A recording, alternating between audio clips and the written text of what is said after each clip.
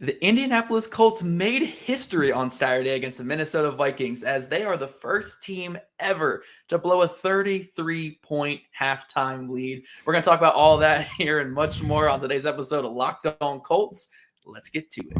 You are Locked On Colts, your daily Indianapolis Colts podcast. Part of the Locked On Podcast Network, your team every day.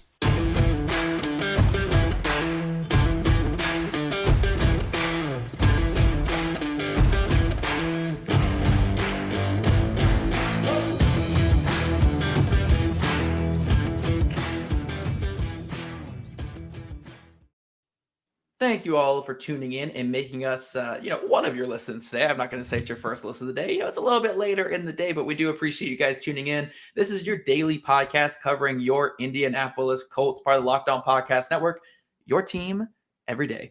This is Zach Hicks, and today I am joined by Andrew Moore. Again, Jake was out doing stuff for his daughter's birthday, so he got to miss whatever that circus was. As our friend The Manly here on YouTube says, boy, that was a circus. Clowns everywhere. Yes, absolutely. 100%. Great call. I completely agree. But today, guys, we are going to talk about the game that you guys just watched that, oh my gosh. I mean, I just kind of want to get into it. So yeah, again, we're going to start off just talking about our takeaways from this. But yeah, the Colts up 33-0 at halftime. 33-0 over the Minnesota Vikings, a 10-3 team on the road. They were up. Everything was going great. We were having fun. We were saying, screw the draft pick stuff for one more day. We get to just have some fun, enjoy, win. But then for all of you guys who love tanking, who want the higher pick, who want that top pick, oh my gosh, 36. I mean, they went up 36-7 at one point and then ended up losing in overtime 39-36 to the Vikings. Wow. Andrew, what's your takeaway from this game? Because, oh my gosh, wow. Well, Zach, I was sitting there watching, and I had my post-game analysis piece, which just went live on horseshoehuddle.com for all the you guys that want to go check that out.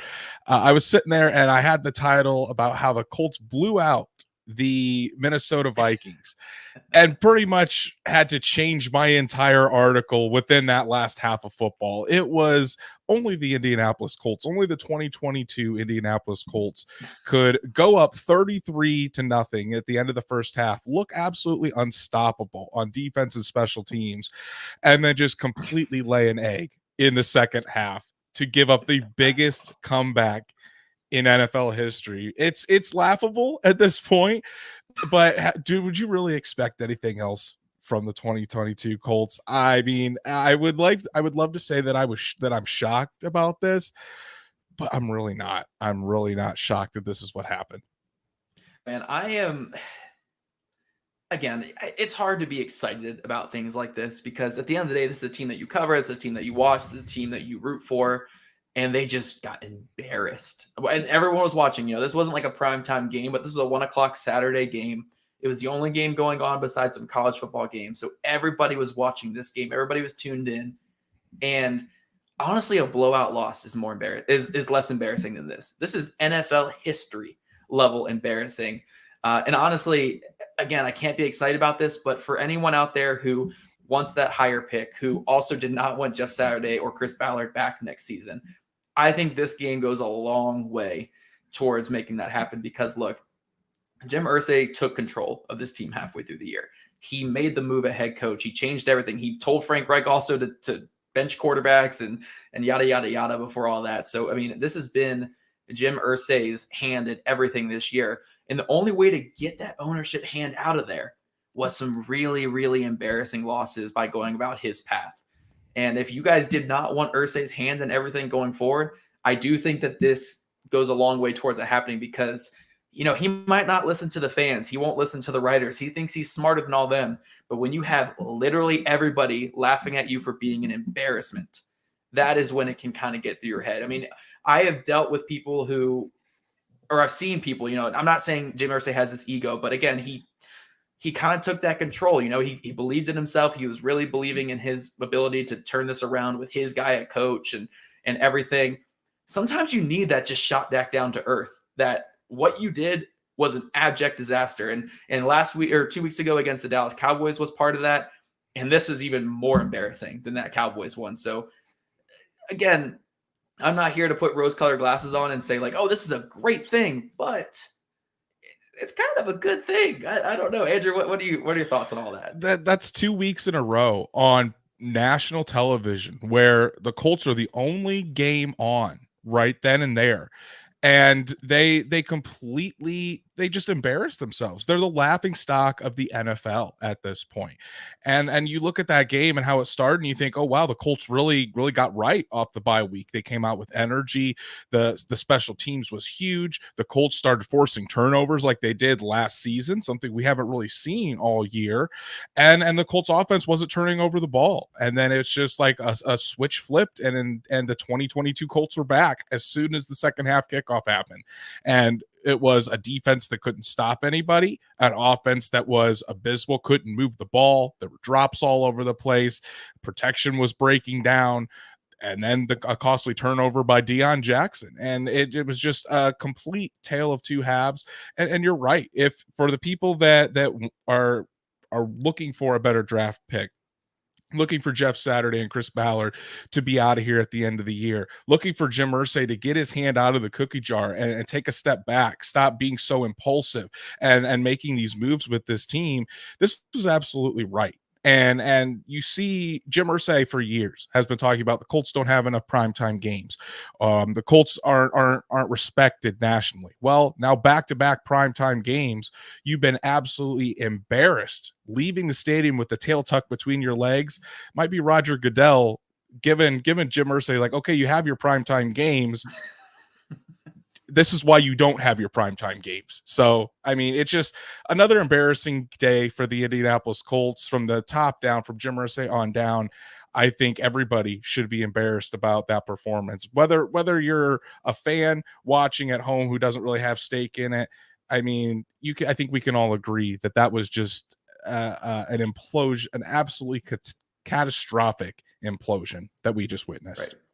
Right. And yeah, again, I'm not going to say that being embarrassed is a good thing. But again, when you have an owner who is, again, like you said, getting the hand in the cookie jar a little too much and kind of taking over full control, not really trusting again, I'm not saying that a change wasn't needed, but the way they went about the whole change was just such a disaster.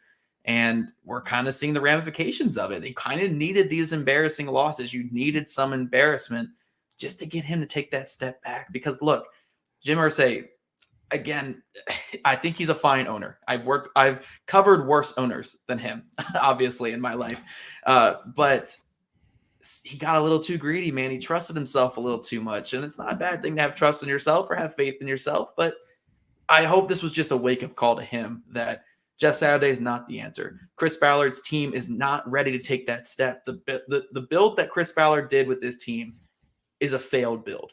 It's a build that needs to be blown up. I'm not saying it needs 100% revamp everybody out the door, but it needs some very, very, very big changes. Absolutely.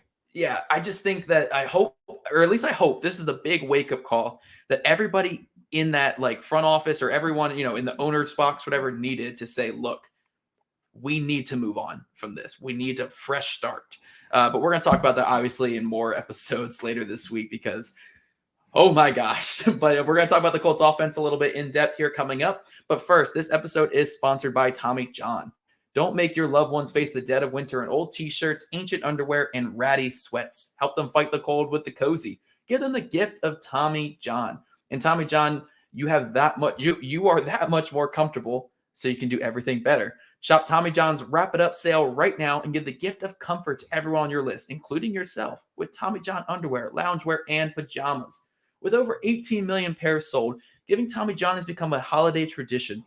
97% of women and men love getting a gift from Tommy John. That's why Tommy John doesn't have customers. They have fanatics, just like all of you guys with the Colts. You guys are fanatics. You're not customers, fanatics. Celebrate softness season with the gift of new Tommy John underwear, loungewear, and pajamas. Every gift is backed by Tommy John's best pair you'll ever wear, or it's free, guaranteed. Hurry to Tommy John's Wrap It Up sale and get 30% off everything, plus free shipping at TommyJohn.com/lockedon. Order now so your gifts arrive before the holidays. 30% off, plus free shipping at TommyJohn.com/locked-on. TommyJohn.com/locked-on. See the site for details. All right, guys. So sorry my voice was cracking a little bit during all that there. I'm losing my voice a little bit today because, oh my gosh. But let's talk about this Colts offense. And honestly, when you look at this Colts offense, it was a disaster from start to finish with this offense. Like, yes, they had some decent little moments and drives there, but the passing game was a train wreck. The running game didn't really get much going. Basically, all their points in production came on special teams plays, came on defensive turnovers and stuff like that. It really wasn't anything the offense was doing. And then that carried into the second half. And eventually the Colts defense legs gave out and that was it. But I think the biggest storyline with this Colts offense is Parks Frazier was given the most impossible task. You're talking about what, 29, 30-year-old assistant QB coach is the highest he's ever been, assistant QB coach. And you're giving him the reins on the worst offense in football. And you're throwing him out there and you're saying, all right, yeah, try to be productive, try to fix this. And again, I can't hold it too much against him because there was just no chance for success with him in that role, but it has been terrible. Like, yes, the quarterback issue is a major issue. The receivers did not have a good game. The running backs struggled.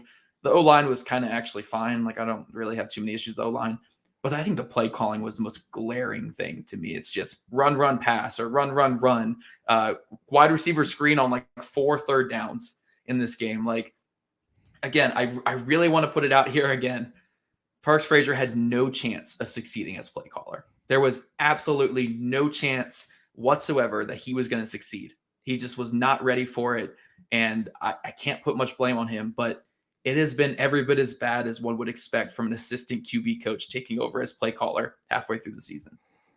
Yeah, I would agree. It's just become so predictable. And we talk about this, it seems like every week now, how predictable this Colts offense is. You mean the first 2 third downs in the red zone there inside the 10, everybody in the stadium knows that the ball is going to go to Zach Moss. There wasn't even a threat of play action. I mean, you saw Harrison Smith just fly around the corner there, heading straight for Zach Moss.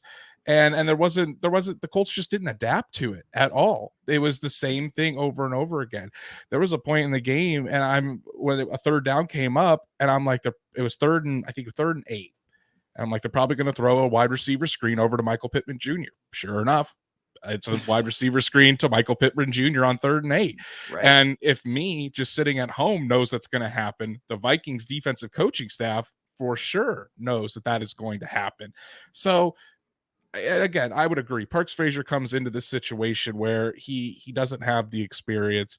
He's really a last option considering Scott Milanovic turned down the play calling role, which, I mean, he probably picked, looking back on it, probably the right decision by Scott Milanovic. Smartest man alive. I mean, just hats off. What a genius, man. Like so smart.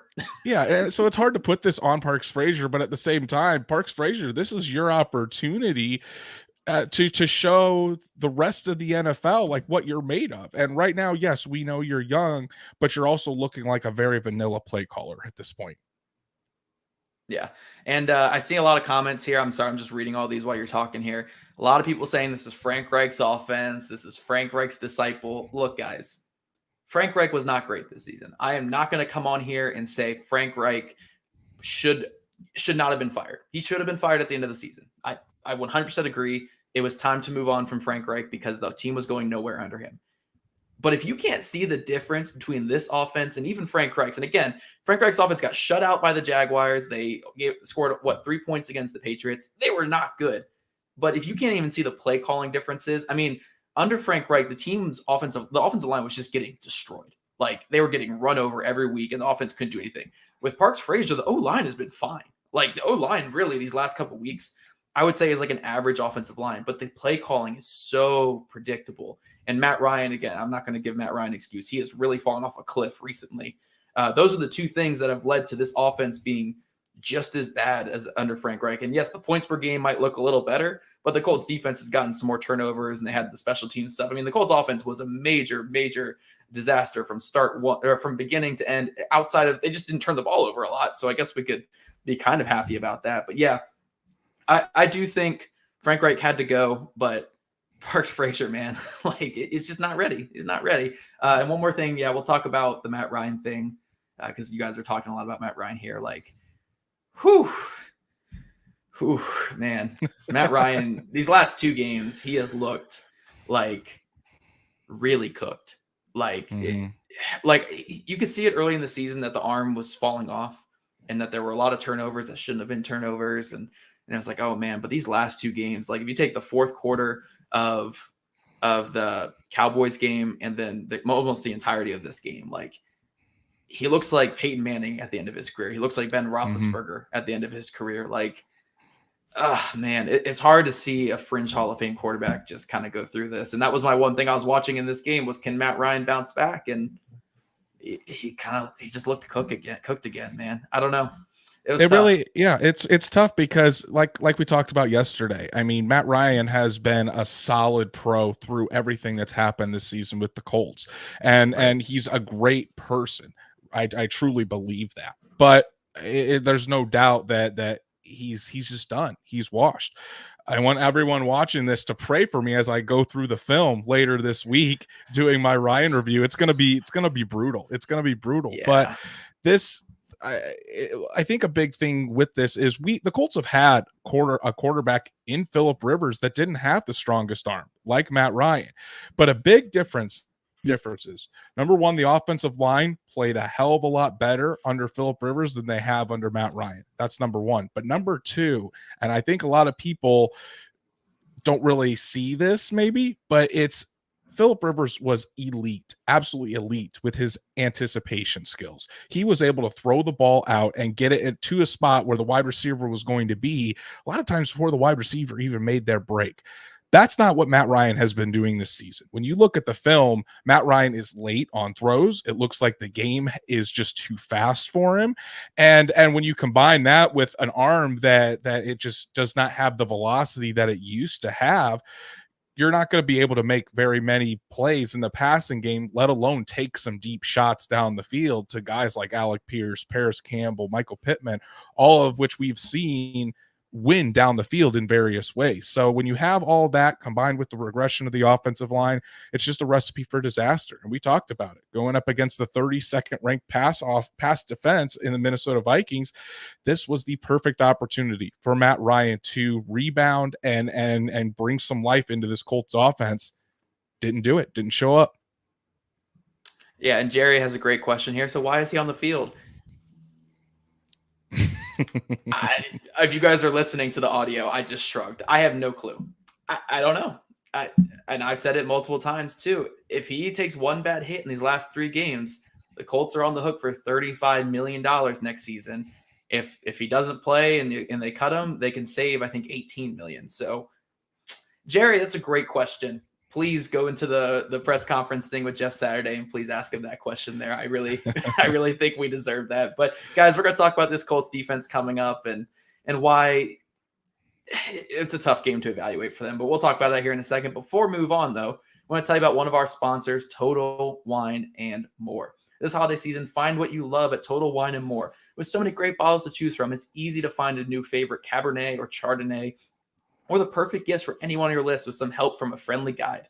And all the confidence of knowing that you found something at something special for the lowest price. Love what you find only at Total Wine and More. Curbside pickup and delivery available in most areas. Visit TotalWine.com to learn more. Drink responsibly and be 21. Be 21, guys. That's the biggest thing. All right, get into this last segment. We're going to talk about the Colts defense, and they're going to get a lot of hate for how they played because they struggled in that second half. But, very, very big but, they were the whole reason why the Colts took that giant lead. They were smothering the Vikings in that first half, like absolutely smothering, foot on the neck, and then just stomping and stomping and stomping. This Colts defense was just abusing them in the first half.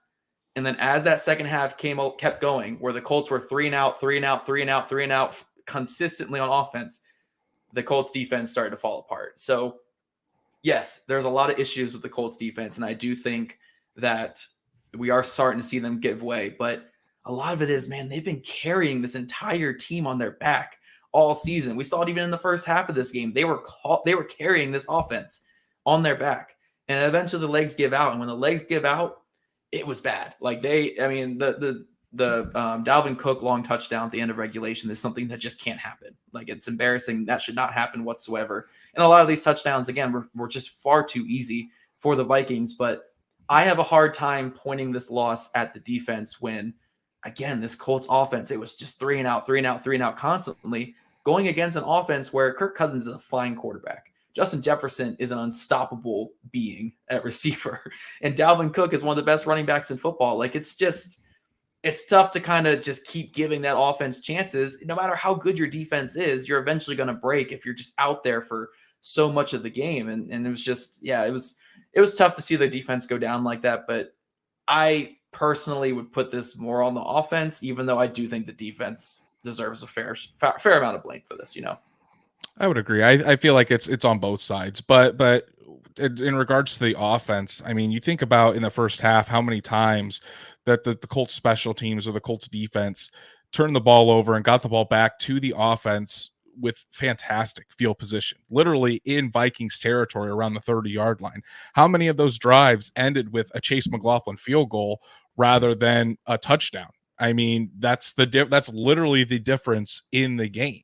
You could talk about the Vikings comeback all you want in the second half, but if the Colts just turn one or two of those possessions from field goals into touchdowns, we're probably talking about a Colts victory right now instead of an absolute implosion by this Colts team. If I would have told you yesterday that this Colts team would have sacked Kirk Cousins 7 times and picked him off twice, you're probably thinking, wow, Colts defense played a great game. But again, it was just like a switch flipped. They went from looking like the 85 Bears in the first half to looking like they shouldn't have even been on an NFL field in the second. There were some good things. I definitely want to credit the pass rush because you had guys like Dio Odangbo who got 2 sacks on the day, and I think it was 7 sacks altogether by 6 different players: Buckner, Stewart, Ngakoue, Pay, Odenigbo. All of those guys created havoc back there, but it was getting all different levels of the defense playing at that level at the same time, whether it was the linebackers missing on a slant or missing in coverage, whether it was allowing somebody like a Justin Jefferson, who is probably the best wide receiver in the NFL, but letting him get free like that. As Keenan comes in, the biggest Dio fan I know. But yeah, I mean, you can't talk about saying that this defense is the sole reason the Colts lost this game when they were the biggest reason that the Colts were up 33-0 at the end of the first half. Yeah. Oh, and special teams. Shout out to Bubba Ventrone. I know we don't have a special teams segment because we don't have 4 segments here, but Bubba Ventrone with that special teams got the block punt return for a touchdown. Dallas Flowers had multiple big time returns. I mean, Dallas Flowers is so much fun. I wanted the Vikings to keep scoring so we could get more Dallas Flowers returns. So that's where my fandom's at right now. And then Chase McLaughlin, man, you got to give him an extension the second the offseason starts, because I know I'm not one to compliment kickers. I hate kickers. Kickers suck. But a kicker that's not a liability is a good friend of mine, and Chase McLaughlin has not been a liability this season. So, yeah, special teams, huge shout out, and they didn't fall off whatsoever. They continued playing really well all game long. But, yeah, the defense, again, they're just so worn out. They're so run down right now. And again, to give a big shout out to the plays that this defense made in the first half. Julian Blackmon had a pick 6. Rodney Thomas had a pick in the second half. Zaire Franklin had a punch out fumble in the first half. And then again, the 7 sacks. I mean, I know one of them was where Kirk had like the hilarious just fall backward. I need more memes of that, because that was absolutely hilarious. It was just falling backwards when the center snapped or stepped on his foot or something. But anyway, yeah, this Colts defense, man, I think they made enough plays early this shouldn't have been even a conversation. But yes, they fell apart later in the game. And I think that's more just indicative of the whole season as it is. Like they're just so run down right now. And it's hard to really put anything on them. Again, they've been doing far too much this season. In an NFL that's run by offense, the Colts defense has been just kind of carrying the Colts offense all year. So it's just a struggle for me. It's a struggle. I do acknowledge, guys, that they did have a bad second half. Like, I'm not trying to take all the blame off them, but yeah, it was tough. It's just tough to see them go down like that. It was. And because I think we've gotten used to this unit really keeping the team in games all season, that you don't really want to put the blame on the defense because of how much more they've had to work to just keep this team competitive in many of the contests. But when you go out there, and again, both of us will probably have to watch the film to see where the specific breakdowns on defense were, but just too many chances, and those chances come when the offense goes 3 and out, and just gives the ball right back to the Vikings. And by the fourth quarter, this defense is just gassed like they have been all year long, because the offense can't sustain drives and get them some much needed rest over there on the sideline, especially in today's NFL when the defense is already at a disadvantage. So Right. yeah, again, it's a complete team effort for this loss. We both agree on that. But when you look at why the defense was so gassed and the whole reason the Colts had a 33-point lead, it's because of that defense. Yeah. And I think somebody put it out there earlier, but the last 7 offensive drives for the Indianapolis Colts, I think, netted like 50 something yards. Like, honestly, it was at the point where when the Vikings went for that 4th and 15 there in the fourth quarter, I was like, why aren't they just punting it? Like, because they're going to get the ball back. The Colts offense is just going to punt it right back to you within 3 plays. So, yeah, I don't know, man. I don't really have too much more to say about this. It is hilarious that this Colts team, this 2022 Colts team, is going to be in the records book forever. You know, who knows if this will ever be broken, because 33 points is insane. Like, 33-point loss like that. I don't know how you come back from that. So hopefully this is just the eye-opening thing that leads to major changes for the Colts going forward. But I don't know. Andrew, you got anything else to say before we kind of wrap it up here and let these fine people forget about the Colts and start their drinking on Saturday? I'll end with this. There's a little bit of irony somewhere that there was season that the Colts fire Frank Reich.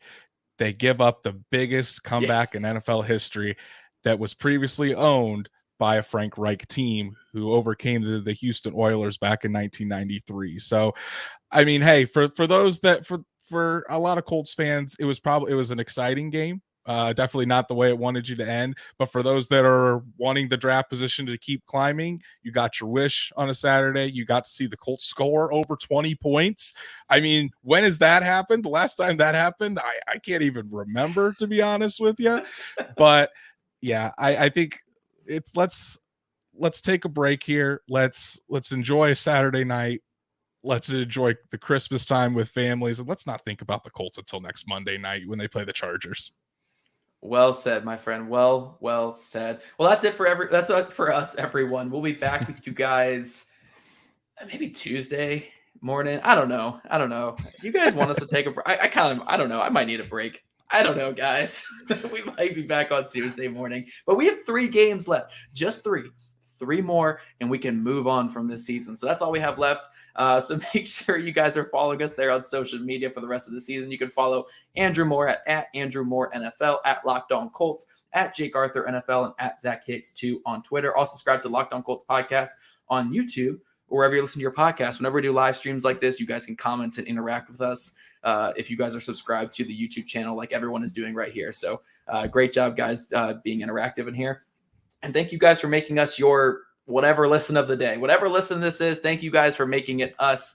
For your next listen, check out the Locked On Sports Today podcast, the biggest stories of the day, plus instant reactions, big game recaps, and the take of the day. Available on the Odyssey app, YouTube, wherever you get your podcast. We'll see you guys sometime this week. I don't know. We'll see you guys.